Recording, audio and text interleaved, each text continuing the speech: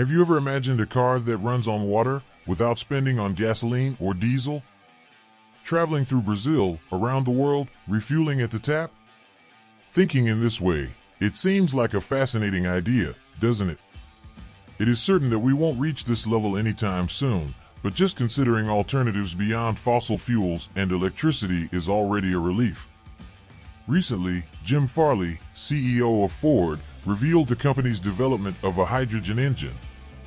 This surprised many, as Ford was focusing on electric and hybrid vehicles.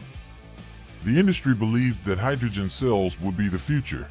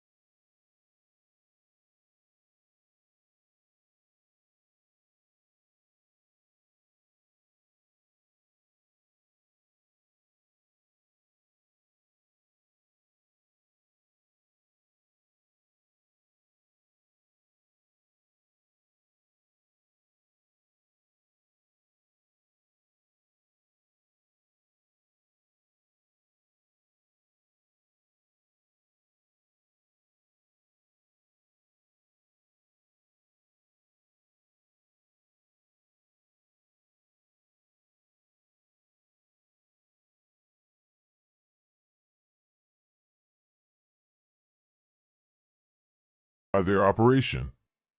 The refueling infrastructure is also an area of differentiation. The extensive network for fossil fuels is the result of over a century of development and implementation. Meanwhile, the infrastructure needed for hydrogen is still under development in many places, requiring new investments in refueling stations. Additionally, fuel storage poses distinct challenges. While liquid fuels like gasoline are relatively simple to store and transport, hydrogen requires specific solutions, such as high-pressure storage or extremely low temperatures. Considering technology, combustion engines have a long history and are widely established.